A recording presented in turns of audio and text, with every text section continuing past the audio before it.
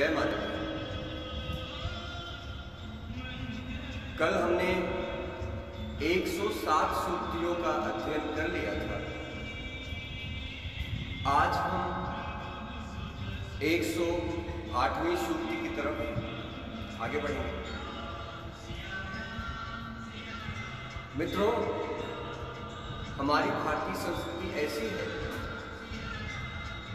जिसने अपने अंदर हर उस चीज को आत्मसात किया है जो कि हमारे धर्म, हमारे संस्कार और हमारे लोगों के लिए कल्याणकारी है। इसी श्रृंखला में आज एक त्योहार जो कि हिंदुस्तान की उत्पत्ति नहीं है, लेकिन फिर भी हम उसे पूरे सम्मान के साथ मनाते हैं, और वो है मदर्स डे। ये वैसे तो हम माँ को पूरे साल याद करते हैं, इसके लिए कोई एक दिन की आवश्यकता नहीं है, क्योंकि माँ का खून ही हमारे शरीर के अंदर दौड़ रहा है, तो माँ से विरक्त तो पूरी हो ही नहीं सकती। लेकिन फिर भी ये एक ऐसा दिन है जब हम अपनी माता के प्रति अपने आभार को व्यक्त कर सकते हैं, अपनी भावनाओं को दिखा सकते हैं। एक चीज मैं आपसे जरूर इसमें ऐड करना चाहूंगा, माता चाहे आपकी हो या माता किसी और की हो, माता हमेशा सम्माननीय और पूजनीय रहेगी। आज के दिन आप अपनी माता का सम्मान करें, लेकिन अगर आप एक वचन उठाएं, अगर एक प्रण लें कि आज के बाद परिस्थिति कैसी भी हो पर मैं किसी की माँ को गाली नहीं, और हर माँ के अंदर चाहे जो भी मेरा शत्रु हो, उसकी माँ के अंदर भी मैं अपनी ही माँ के दर्शन करूँगा। अगर आपने ये किया तो सचमुच ये धरती भी स्वर्ग हो जाएगी, सारे झगड़े भी खत्म हो जाएंगे, और माँ का जो वास्तविक सम्मान है वो हम उनको प्रदान कर पाएंगे। आप सबको जन्म दिवस, आज मदर्स डे की बहुत बहुत शुभकामनाएं। आपकी माँ आपके साथ रहे, उनका आशीर्वाद आपके सिर पर बना रहे, यही भावना है। मैं तो उन अभागों में से हूँ जिनकी माँ उन्हें छोड़ के चली गई। आज मुझे पता है कि कितना बुरा दिन मेरे लिए है कि मेरे साथ मेरी माँ है। अगर आपके साथ आपकी माँ है तो आप उनका सम्मान करें, और साथ ही साथ उन समस्त माँओं का सम्मान करें जो आपको बेटा कहना चाहती हैं या आपको बेटा कहने की उम्र में है। आइए चलते हैं सूक्ति 108 की तरफ। इस सूक्ति के पहले श्लोक में यह कहा गया है, हे इंद्राग्नि, आपका जो अद्भुत रथ सभी लोगों को देखता है, उस रथ में दोनों एक साथ बैठ करके हमारे यहाँ पधारे और विभूषित होकर के सोम रस का पान करें। यह संपूर्ण विश्व जितना विशाल, श्रेष्ठ और गंभीर युक्त है, हे इंद्राग्नि, आपके सेवन के लिए निष्पादित सोम रस उतना ही प्रभावशाली होकर के प्रचुर मात्रा में आपको प्राप्त हो, ऐसी हमारी कामना है। आगे तीसरे श्लोक में कहा गया है, हे इंद्राग्नि, आपकी संयुक्त शक्ति विशेष कल्याणकारी है। हे वित्रहंताओं, आप संयुक्त रूप से ही वास करते हैं। हे शक्ति संपन्न वीरों, आप दोनों एक साथ बैठकर सोमरस का पान करें, और आपके द्वारा आपकी शक्ति को बढ़ाने वाला सोमरस ये आपके लिए कल्याणकारी है। मैं आपको बता दूं कि हम लोग श्री ऋग्वेद का अध्ययन कर रहे हैं, और इस ऋग्वेद के अध्ययन में हम 108 सूक्ति तक पहुंच चुके हैं। आज हम 108वीं सूक्ति का अध्ययन कर रहे हैं, जिसका 14 श्लोक चल रहा है। मित्रों, इस अध्ययन में ये सोच के मत शामिल होइएगा आपको पुण्य मिलेगा, पर इस अध्ययन में ये जरूर सोच के समृद्ध होइएगा कि आपको संपूर्ण वेद और शास्त्रों का बैठे बैठे ज्ञान अवश्य हो जाएगा। अगर आपको ये लगता है कि मेरा ये प्रयास कहीं से भी उचित है, तो इसको ज्यादा से ज्यादा लोगों तक पहुंचाए, ताकि ज्यादा से ज्यादा लोगों तक वेदों की वाणी पहुंच सके। इन्हीं वेदों को बचाने के लिए, जिन वेदों की हम आज अध्ययन के सिलसिले को चालू किए हुए हैं, इन्हीं वेदों को बचाने के लिए भगवान को हैग्रीव नामक राक्षस का वध करना पड़ा था।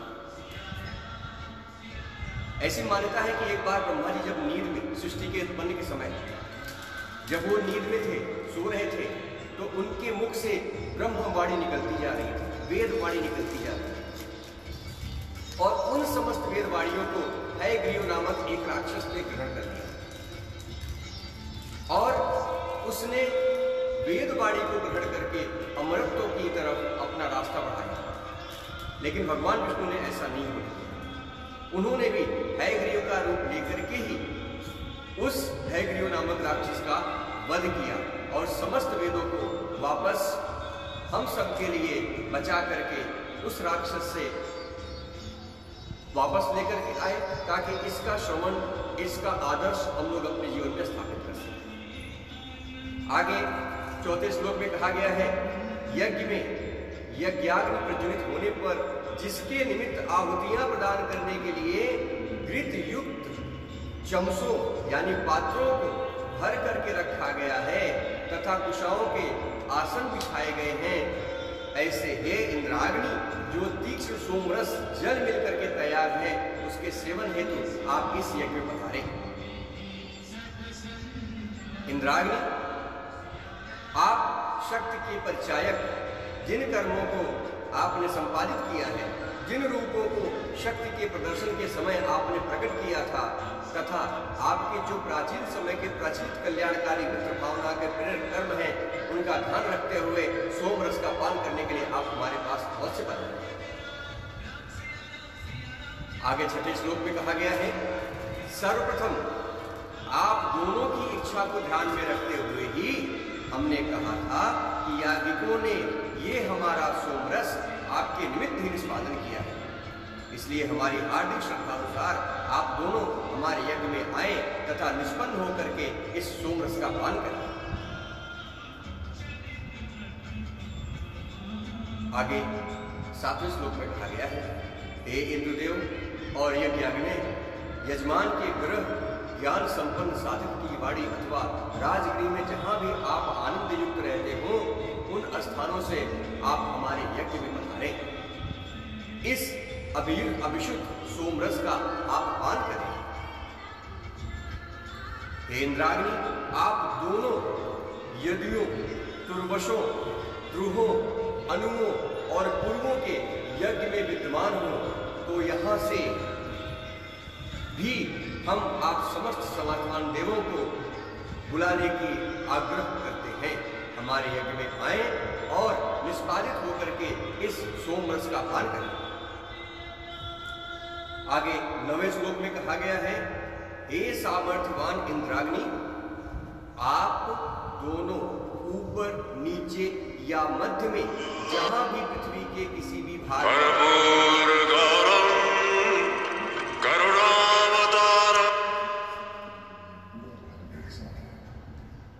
हे सामर्थ्यवान इंद्राग्नि, आप दोनों ऊपर, नीचे या मध्य में जहां भी पृथ्वी के किसी भी भाग में स्थित हो, इस यज्ञ में आकर के इस सोमरस का पान करें।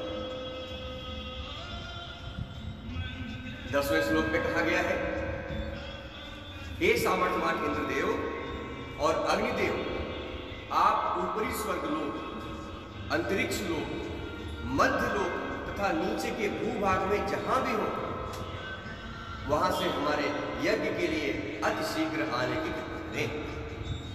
हे बलशाली इंद्राग्नि, आप दोनों द्युलोक, पृथ्वी, पर्वतों, औषधियों अथवा जलों में जहां भी विद्यमान हो, वहां से हमारे यज्ञ को निष्पादित सोमपान के लिए आपका आगमन हो। वेदवाणी में आगे कहा गया है 12वें श्लोक में, हे सामर्थ्य संपन्न इंद्राग्नि, आप दोनों स्वर्ग लोक के बीच में सूर्य देव की वेला में हो अथवा अन्न सेवन यानी विश्राम का आनंद ले रहे हो, ऐसे में आप सोमरस का पान करें। आगे 13वें श्लोक में कहा गया है, हे सामर्थ्यवान इंद्राग्नि, आप दोनों सोमरस के पान से हर्षित होकर के सभी प्रकार की संपदाओं को जीत कर हमें प्रदान करें। हमारे अभीष्ट कामना पूर्ति में मित्र, वरुण, अदिति, पृथ्वी और दिव्य लोक के सभी देव सहायक हों, ऐसी हमारी कामना है।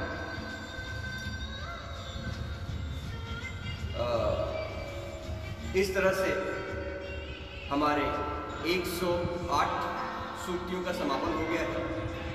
हम अब बढ़ रहे हैं सूक्ति नंबर 109 की तरफ। इसकी रचना कुछ आडिंगरस ऋषि ने की है। इंद्राग्नि का इसमें आह्वान किया गया है। इसमें यह कहा गया है, हे इंद्राग्नि, अभीष्ट कामना पूर्ति हेतु किन्हीं ज्ञानवान एवं अनुकूल स्वभाव वाले बंधुओं को खोज का हमारा विचार है। हमारे और आपके मध्य कोई विचार भिन्नता नहीं है। अतएव आपकी सामर्थ्य, आपकी शक्ति, प्रभाव एवं क्षमता के परिचायक स्तोत्रों की हम रचना करते हैं। पितरों की शक्ति वंशानुगत यानी वंशजों में अनुकूलता बना करके रखें। ऐसी प्रार्थना से युक्त हमें हे सामर्थ्यवान इंद्रदेव और अग्निदेव सामर्थ्य प्रदान करें। कृपा दृष्टि के सुखदायक आनंद की प्राप्ति हो। इन देवों को सोम रस प्रदान करने के लिए 2 पत्थर सोम पात्रों के समीप स्थापित हो, उन 2 पत्थरों से जिनसे कि सोम रस तैयार किया जाता है। 4थे श्लोक में कहा गया है, हे इंद्रदेव और अग्निदेव, आपकी प्रसन्नता के लिए सोमरस अभिश्रवण करके दिव्य सोम पात्र पूर्ण रूप से भरे हुए स्थापित किए गए हैं। हे अश्विनी कुमार, उत्तम कल्याणकारी हाथों से युक्त आप दोनों शीघ्र आएं और मधुर सोमरस को जलों से मिश्रित करें। 5वें श्लोक में कहा गया है, हे इंद्राग्नि, आप दोनों धन को वितरित करते समय और वृत्तों को मारने के समय अति शीघ्रता का परिचय देते हैं, ऐसा हमने सुना है। हे स्फूर्तिवान देवों, इस यज्ञ स्थल पर श्रेष्ठ आसन पर विराजमान होकर के आप दोनों सोमरस के आनंद की प्राप्ति करें, ऐसी हमारी आपसे प्रार्थना है। 6ठे श्लोक में कहा गया है, हे इंद्राग्नि, युद्ध के लिए बुलाए गए वीर पुरुषों की अपेक्षा आप अधिक बलशाली हैं। पृथ्वी, दिव्य लोक, पर्वत तथा अन्य समस्त लोकों से भी अधिक आप दोनों के प्रभाव में क्षमता है। 7वें श्लोक में कहा गया है, वज्र के समान सशक्त भुजाओं से युक्त है हे इंद्राग्नि, हमारे घरों को धन से, हमारे मतलब हम सभी के, हमारे घरों को धन से भरपूर करें, हमें शिक्षित करें तथा अपने बलों से हमारी सुरक्षा करें। ये वही सूर्य रश्मियां हैं जो हमारे पितरों को भी उपलब्ध थी। मित्रों,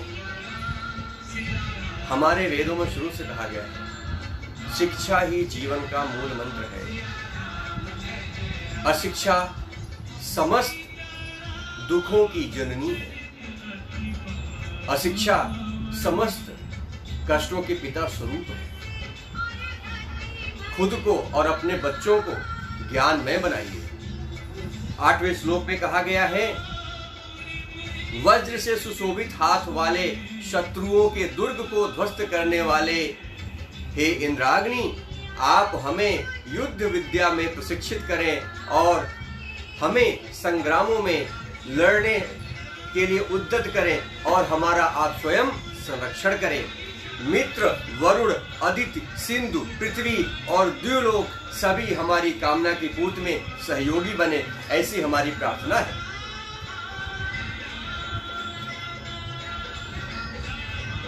आगे 110वें श्लोक की तरफ, सूक्ति की तरफ हम लोग बढ़ते हैं।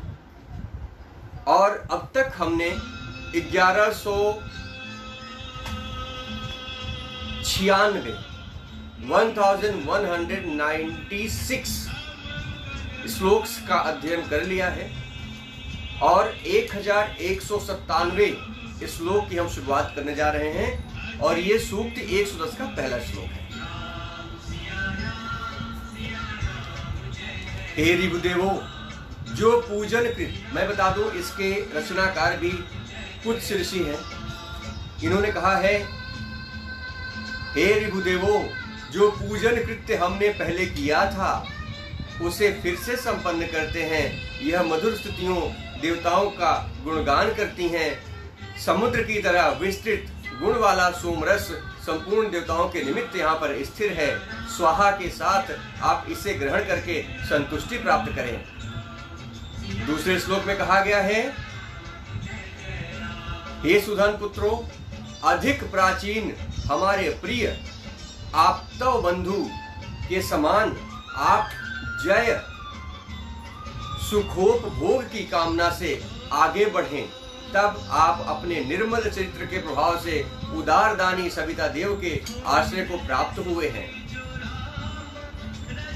आगे तीसरे श्लोक में कहा गया है, हे ऋभुदेवो, कभी न छिपने योग्य सवित देव की कीर्ति का गान करते हुए जब आप उनके समीप गए तब तत्काल उन्होंने आपको अमरता प्रदान कर दी। त्वष्टा द्वारा निर्मित चमस यानी सोमपान के पात्र को उन्होंने 4 प्रकार का बना दिया। चौथे श्लोक में कहा गया है, मरण धमो मानवों के निरंतर उपासना और कर्म योग की साधना से अमर कीर्ति को आपने प्राप्त किया है। आपने सुना होगा, बिना भक्त के भगवान भी अधूरे होते हैं, और ये सत्यता है। आपके द्वारा किए जाने वाला योग, आपके द्वारा किए जाने वाली पूजा, ये हमारे आराध्य को शक्ति प्रदान करती है, ताकत प्रदान करती है। इसलिए आप अपनी पूजा, अपनी आराधना को कभी कम मत समझिए। हर एक व्यक्ति की पूजा और हर एक व्यक्ति की आराधना से भगवान को ताकत मिलती है। आगे 5वें श्लोक में कहा गया है, प्रशंसित ऋभुओं ने अमर देवों की कीर्ति की उपमा के योग्य यश की इच्छा की और खेत तैयार करने की तरह तेज शस्त्र द्वारा बार बार प्रयुक्त होने वाले तीक्ष्ण तेजस्वी संकल्प से देवों के समतुल्य पात्रता व्यक्तित्व का विकास किया है। आगे 6ठे श्लोक में कहा गया है,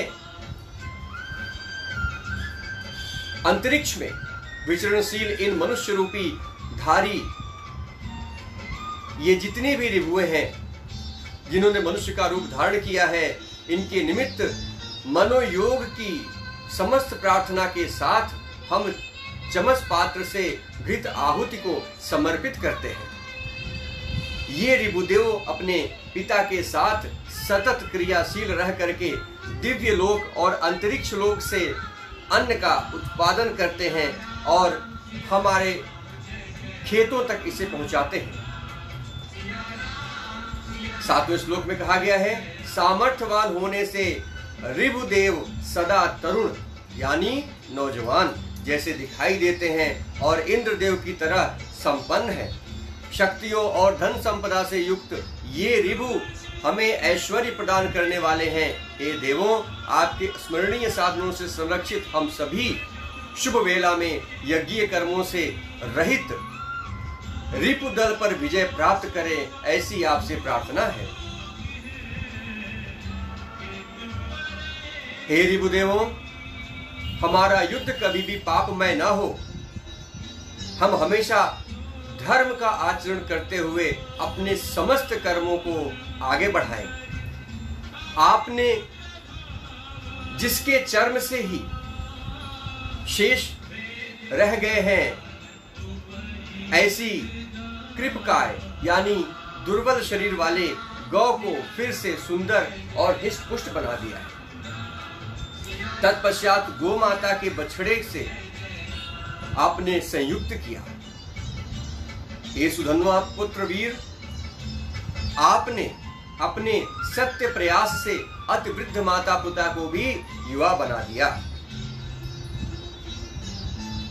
हे ऋभुओं, आपसे युक्त है इंद्रदेव। बलपूर्वक पराक्रम धन समर क्षेत्र में अपने सामर्थ्य साधनों के साथ आए हो। आप इस सोमरस का ग्रहण करें। युद्ध से प्राप्त अद्भुत संपदाओं को हमें प्रदान करें। हमारी यह प्रिय कामना मित्र, वरुण, अदिति, समुद्र, पृथ्वी और द्युलोक आदि देवों में समस्त देवताओं को अनुमोदित करें। सूक्ति 111। रचनाकार कुत्स अरिंगस ऋषि। और इसके पहले श्लोक में जो वर्णन है उसमें कहा गया है, कुशल विज्ञानी ऋभुदेवों ने उत्तम रथ को अच्छी प्रकार से तैयार किया। इंद्रदेव के रथवाहक घोड़े भी भली प्रकार प्रशिक्षित किए। वृद्ध माता पिता को श्रेष्ठ मार्गदर्शन देकर के तरुणोचित उत्साह प्रदान किया तथा माता को बच्चे के साथ रहने के लिए तैयार कर दिया। वृद्ध माता पिता को श्रेष्ठ मार्गदर्शन देकर के तरुणोचित उत्साह प्रदान किया। पुत्र के गर्भ से कभी कभी माता पिता समय से पहले ही खुद को वृद्ध महसूस करने लगते हैं और उनको ऐसा लगता है कि हे भगवान, कब इस देह से हमें मुक्ति मिल जाए, कब इस शरीर से छुटकारा मिल जाए। अगर माता पिता के जीवन में ऐसा समय आया तो पुत्र का जीवन व्यर्थ। अगर माता पिता को ये लगे कि हे भगवान, मुझे मेरे पुत्र के साथ कुछ दिन जीवन दान दे, मैं इनके साथ और समय बिताना चाहता हूं, तो उस पुत्र का जीवन संपूर्ण है। याद रखिए, ये एक जीवन का चक्र है। आज उनके साथ, कल आपके साथ। मैंने एक लाइन कहीं पढ़ी थी, मौत से कब कहां किसकी यारी है, मौत से कब कहां किसकी यारी है, आज मेरी तो कल तेरी बारी है। आइए आगे दूसरी सूक्ति की तरफ बढ़ते हैं। इसमें कहा गया है, हे ऋभुदेवों, हमें यज्ञीय सत्कर्मों के लिए तेजस्विता प्रदान, जीवन शक्ति प्रदान करें। हमारे जीवन में तेज हो, हमारे जीवन में धर्म हो, हमारे जीवन में ज्ञान हो। श्रेष्ठ कर्मों और बल संवर्धन हेतु प्रजा को समृद्ध करने वाले पौष्टिक अन्न हमें प्रदान करें। समस्त प्रजा, हमारे समस्त बंधु बांधव आपके दिए हुए इस अन्न, इस धन से संतुष्ट हो, ऐसी हमारी कामना है। संगठन के लिए हमें पर्याप्त शारीरिक सामर्थ्य दें। आगे तीसरे श्लोक में कहा गया है, नेतृत्व करने वाले हे ऋभुओं, आप हमारे लिए वैभव, हमारे रथों के लिए सुंदरता तथा अश्वों के लिए बल प्रदान करें। समर क्षेत्र में हमारे निकटस्थ संबंधी या अपरिचित जो भी सम्मुख हो, हम उन्हें पराजित कर सकें, ऐसी हमें बल से विभूषित करें। हमें विजय योग्य विभूतियां प्रदान करें। चौथे श्लोक में कहा गया है, हम अपनी सुरक्षा के लिए ऋभुओं के साथ रहने वाले इंद्रदेव का आवाहन करते हैं। ऋभु, वाज, मरुत दोनों मित्र और वरुण तथा अश्विनी कुमार, इन सभी देवों को सोमपान के लिए हम आवाहित करते हैं। वे धन, श्रेष्ठ बुद्धि और विजय प्राप्ति के लिए हमें प्रेरित करें, ऐसी हमारी उनसे प्रार्थना है। ऋभुगण हमें धन धान्य से परिपूर्ण कर दे। युद्ध में विजय दिलाने वाले वाजादि देव हमारे संरक्षक, मित्र, वरुण, अदिति, सिंधु, पृथ्वी और द्युलोक आदि के समस्त देवता हमारी समस्त कामनाओं को पूर्ण करने में सहायक हों, ऐसी हमारी आपसे प्रार्थना है। जो भी वेदों को पढ़े या वेदों का श्रवण करे या वेदों का अध्ययन करे, उनकी समस्त इच्छाएं पूर्ण हो, ऐसी हमारी इच्छा है। मित्रों, समय के अनुसार आज हम यहीं तक का अपना पाठ कर पाएंगे। कल हम सूक्ति 112 की शुरुआत करेंगे और आपसे एक प्रार्थना है, अगर इसमें कोई भी त्रुटि आपको दिखाई पड़ती है तो मुझे कमेंट बॉक्स में अवश्य बताएं, ताकि हम उसे दूर करने में सहायता कर सकें, अपनी खुद की सहायता कर सकें और आपको यथाउचित प्रस्तुति दे सके। सिर्फ यही कामना है, सिर्फ यही इच्छा है कि हम आपको सही रूप में, स्पष्ट रूप में इस ज्ञान को दे पाएं और ये सिलसिला यूं ही चलता रहे, ऐसी प्रभु कृपा बनी रहे। कल आपसे फिर मिलने की उम्मीद है और इसी आशा में जय राम जी।